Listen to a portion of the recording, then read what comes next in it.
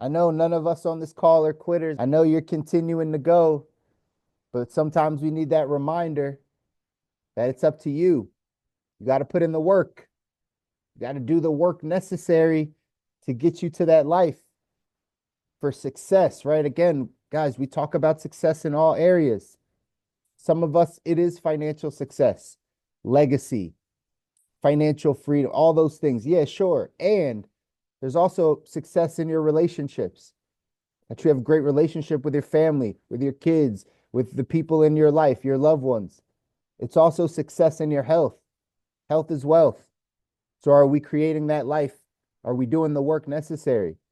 Success in your spiritual life, being connected to your God, to higher faith, to whatever that is. And all of it requires the same exact things. If you've ever heard the saying, how you do one thing is how you do everything. How you do one thing is how you do everything.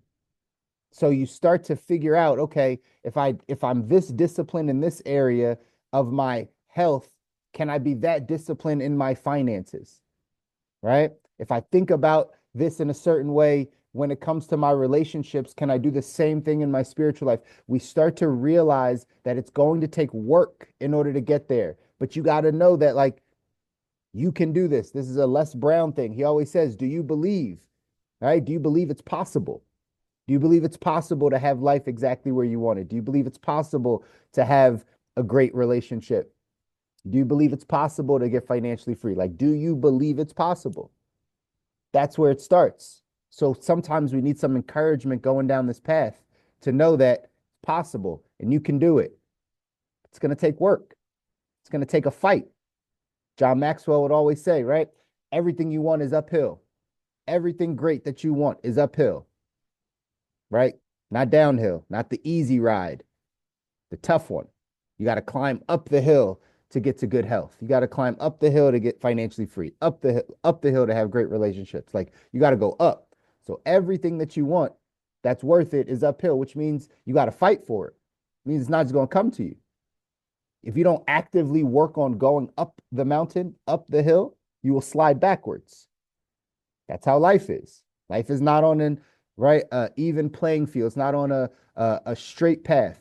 Life is uphill. There's a saying that says you're either growing or you're dying, right? You're either growing or you're dying. That's it. There's no, I'm neutral.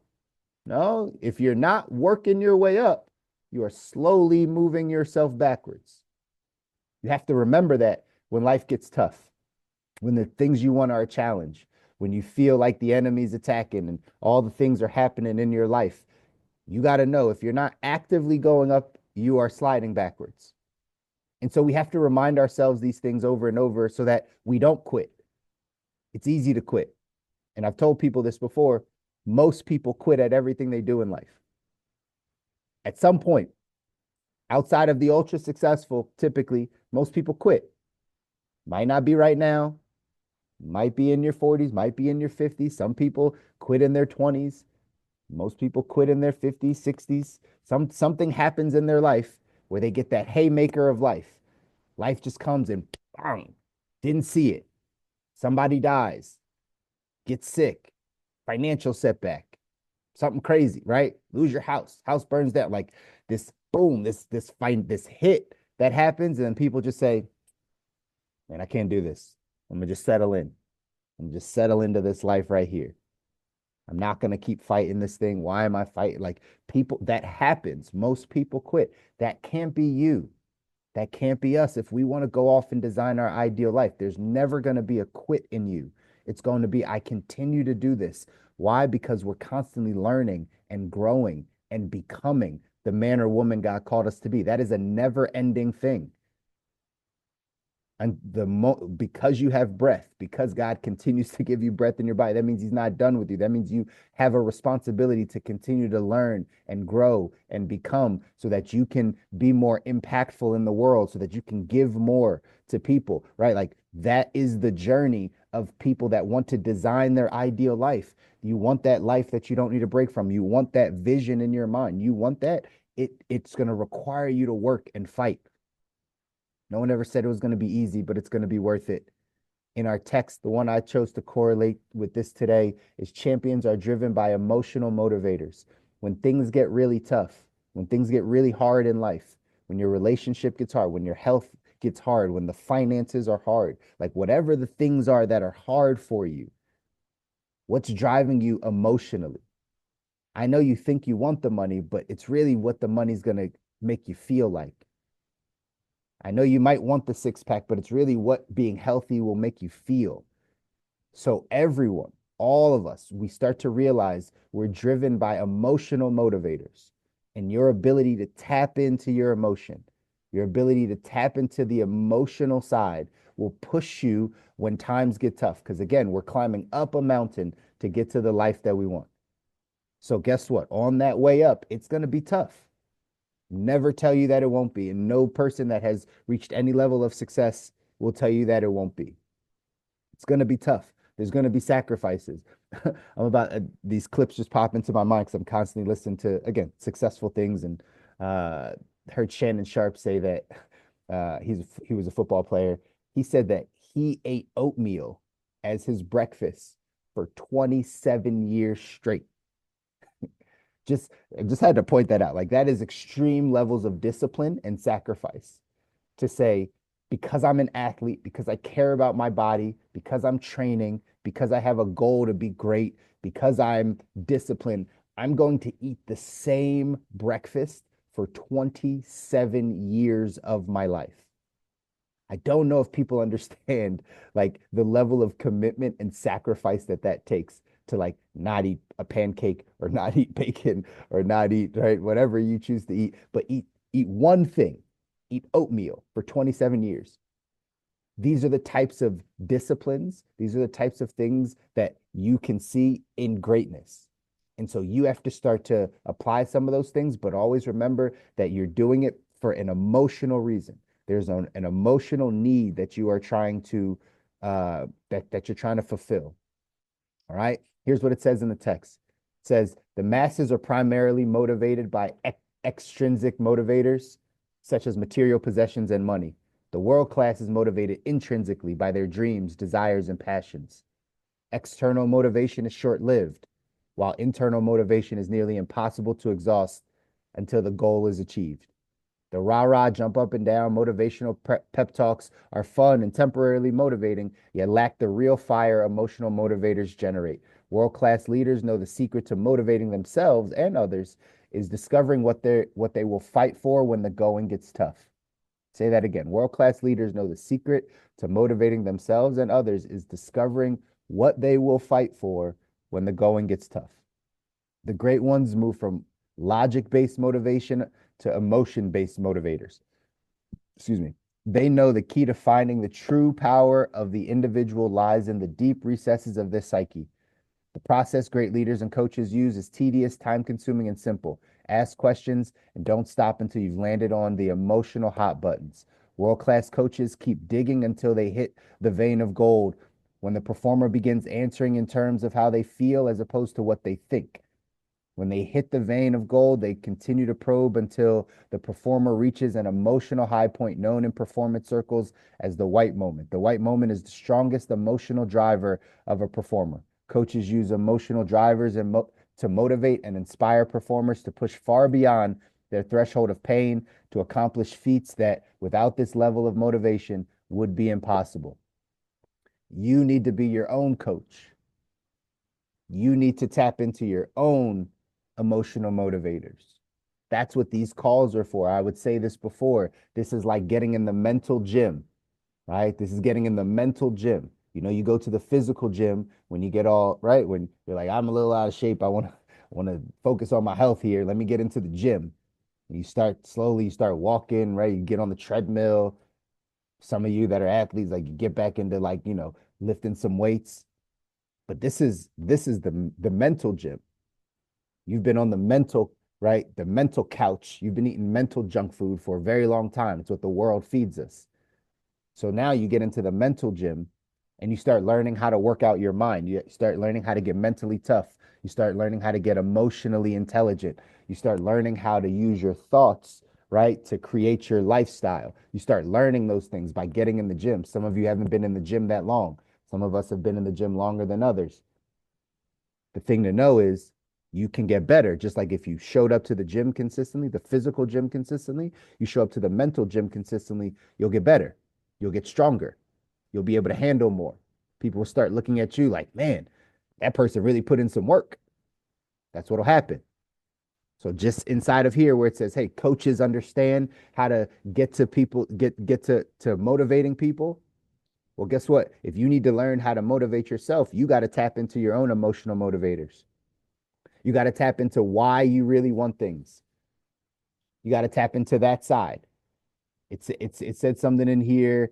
When the performer begins answering in terms of how they feel as opposed to what they think, right? That's tapping into the emotional side. There used to be an exercise we used to do where we used to ask someone the question why, like for 4 or 5 levels down. It's like, you start off with a goal. Want to be a millionaire. Why?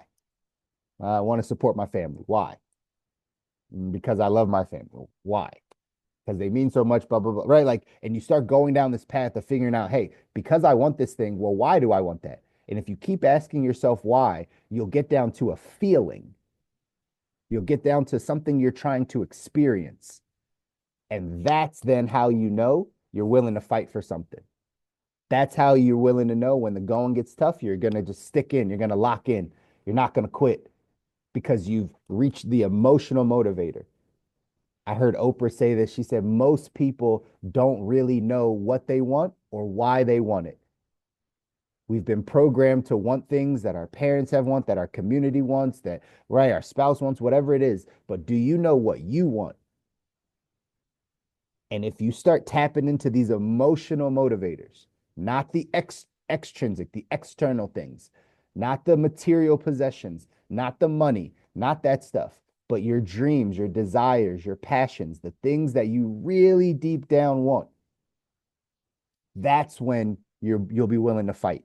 That's when you will be willing to eliminate the distractions, right? That's when you'll be willing to do whatever it takes and have the mindset of doing whatever it takes to get there. But you got to tap into that. Sometimes you can allow a coach to do it for you. Sometimes you need a coach, you need a mentor, you need somebody to point out the blind spots. You need somebody that's sitting on the side of you and saying, hey, let's focus on this. Let's pay attention to this. Hey, why do you really want that? Why do you want to do that? Sure, you need that sometimes. But if you really want to get to greatness, you want to get to the place where, again, you're designing your ideal life, you got to learn to do that for you. You got to learn to tap into why you really want to do certain things. And then once you figure that out and you've hit that, as it says here, that vein of gold, once you figure that out, now nothing can stop you from climbing that mountain. Because every once in a while, if you have this intrinsic, extrinsic motivator, right? You have the money, eventually something in your brain goes, man, this ain't worth it. I'm not going to keep doing this. I can just settle in here. I don't need to keep climbing this thing. It's too hard because we're just chasing the thing that's outside of us. But if you can really tap into the thing that's inside of you, ladies and gentlemen, that's what's going to allow you to fight. That's what's going to allow you to keep going. That's what's going to allow you to get to the life you don't need a break from. It's that. So if you haven't taken time to do that, take some time to do that. This quote here by Steve Siebold says, when a performer begins to experience physical or emotional pain in the heat of battle, the brain, whose primary role is self-preservation, asks the question, why must I suffer? The champion will answer the question with the vision they have carefully constructed, and they will continue to fight. Since the masses lack this mental clarity and have no reason to suffer, they quit as soon as the pain kicks in. Developing a world-class vision is the secret to world-class motivation. Figuring out exactly what you want and why you want it will allow you to actually go after it. If you don't do those things, life gets really tough and we never actually get the things that we want. The action step for today says, ask these 5 critical thinking questions. Number 1, what am I willing to fight for? What are you willing to fight for? Number 2, what values do I hold dearest to my heart? The values, the emotional things. 3, what values would I be willing to die for? There's not many things, but there's got to be some things you're willing to die for. Number 4 says, if I could achieve a single thing, what would make all of my hard work worth the struggle? If I could achieve one single thing, What would make all of this hard work, all of this life worth the struggle? Lastly, big one. If I had 30 seconds left to live, what would I tell my children are the three most important things I learned about how to have a happy life? If you only had another minute or two to live, what would you tell your children? These are the three most important things I learned about how to live life. Normally, those things are going to come down to values. They're going to come down to some type of emotional driver, emotional motivator. So you got to tap into that. On this Monday, I'm going to encourage you and challenge you to take some time with your vision, to take some time to get clear, to take some time to figure out exactly what it is that you are going after, the emotional things, not the external things, not the material things, internal desires, passions, the feelings you want to feel. That's what's going to allow you to keep climbing this mountain. You guys can do it. You got to believe you can do it. I believe in you. I love you. I care about you guys. I want you to win. You deserve to win. Your families deserve to win. The people around you are counting on you to take this information and go do something with it. Don't be the people that like, I heard all this, I got it, and then I had nothing to show for it. No fruit. Nothing came of it. My life didn't change. That's not us. You got to take this information. You got to go out. You got to do something with it. It's too crowded down here at the bottom. It's time to get to the top of this thing. Love you guys. Enjoy your Monday. I'll see you here on Wednesday. Take care.